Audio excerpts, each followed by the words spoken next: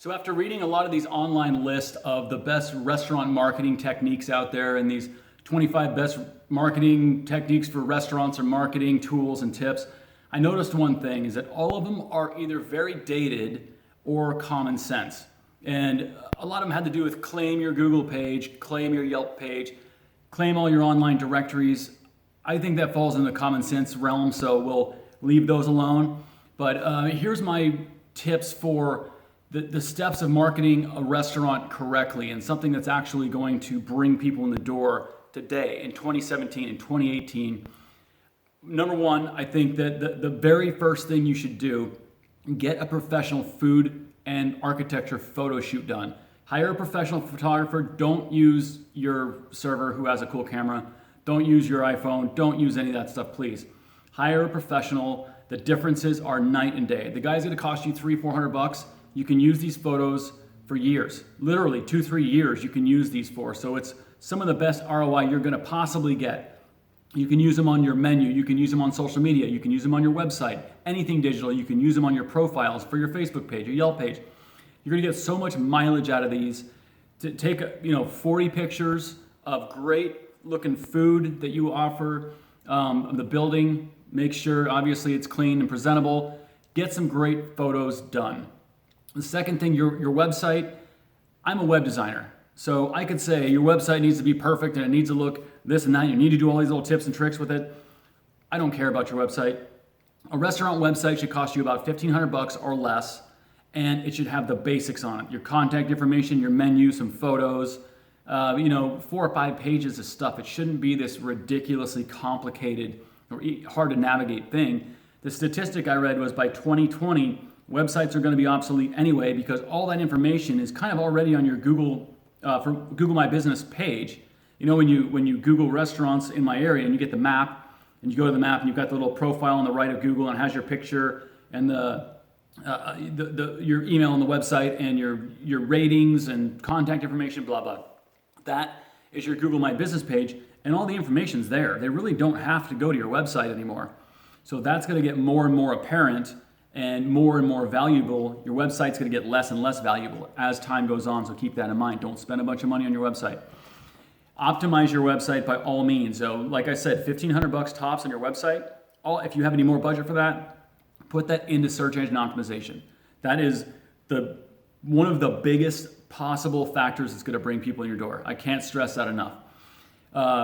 If you don't want to do SEO, if you don't get it, fine, hire somebody, have someone else do it for you, but make sure you're paying attention to that. Make sure all your information online is correct.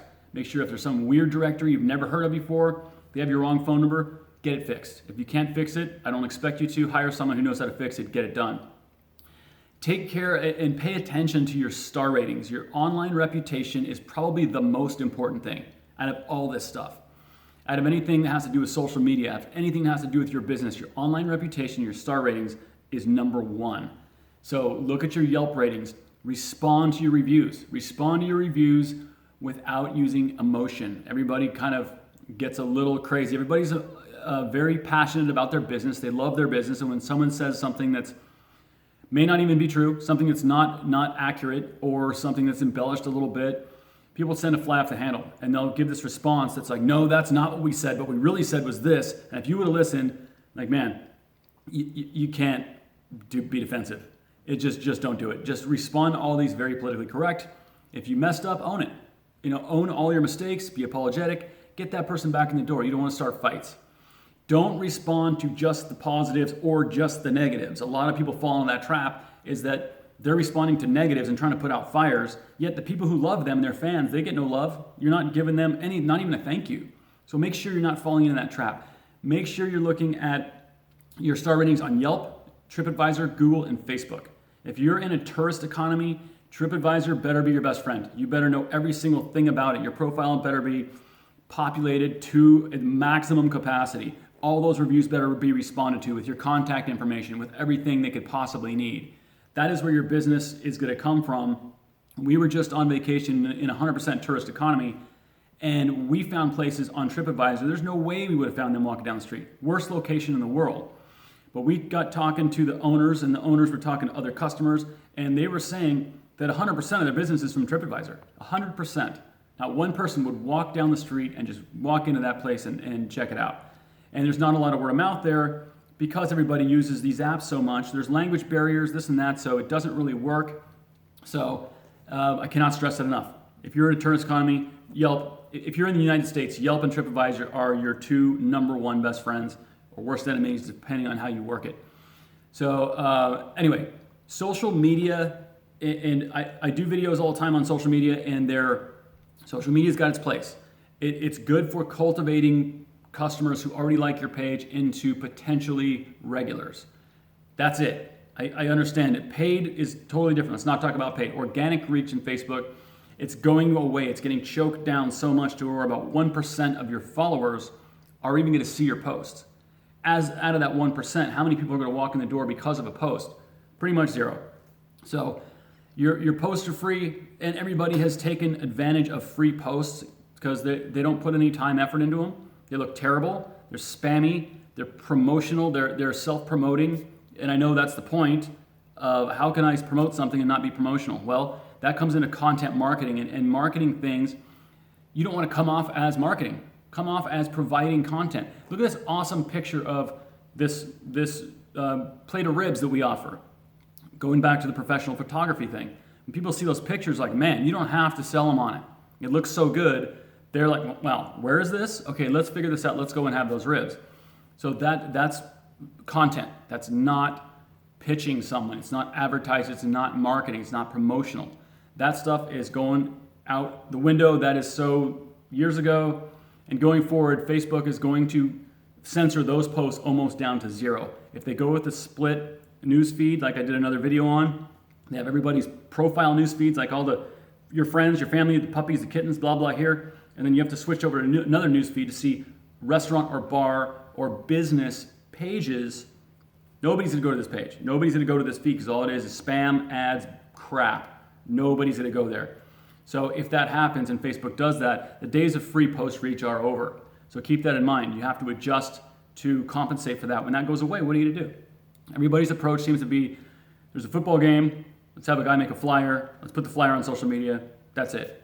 Well, when the last step of social media no longer exists and your only option is paying to be on the other side of Facebook, on the side you want to be on, when people start paying, then they're going to start taking it seriously. I love this idea that Facebook's doing.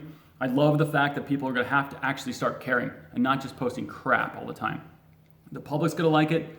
Everybody's going to like it except restaurant owners because it's a little bit harder and it's a little bit more expensive. So if you're one of the ones that puts the time in, that invests a little bit of money, you're going to be easily above your competitors.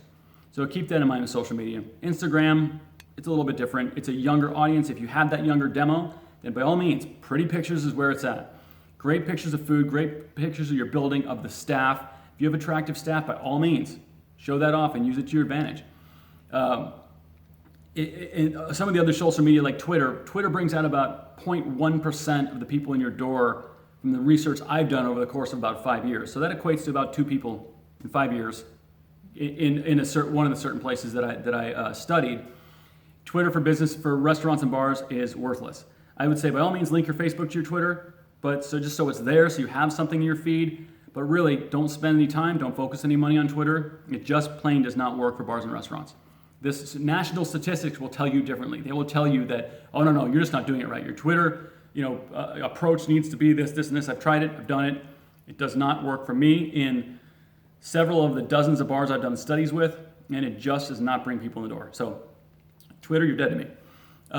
The most important thing above, I said the most important thing was your online reputation, your star rating, but what trumps everything isn't even marketing, it's word of mouth. So if you get your word of mouth to where your customers or your fans and they're promoting for you, you don't need expensive marketing. You don't need all this stuff. You don't need 25 tips and tricks of how to bring more people in your restaurant. You're gonna have it organically. You provide the best experience you can possibly provide. You're gonna get people in the door because organic reach, word of mouth reach, people talking about it, you cannot pay for that. That's the most beautiful thing. It's the most effective and it's completely free. All you have to do is make sure your staff is on point. This isn't easy, but make sure your staff is perfect. Make sure the kitchen is perfect. Make sure you have a well-oiled machine. Make sure that experience is so top-notch that they're going to want to tell their friends. They're not going to be forced to because they're an employee and they have to post on social media, they have to tell their friends. When they want to, when they're passionate as you are about bringing people in your door, that's where you win. That's, like I said, quit spending a bunch of money on marketing and all these other weird approaches that get slivers of the people. You want the 2/3 of what brings people in the door? Word of mouth. Make sure that experience is flawless. So anyway, there's going to be more on this post down below, so check it out. Find more at barmarketingbasics.com. Hope this helps.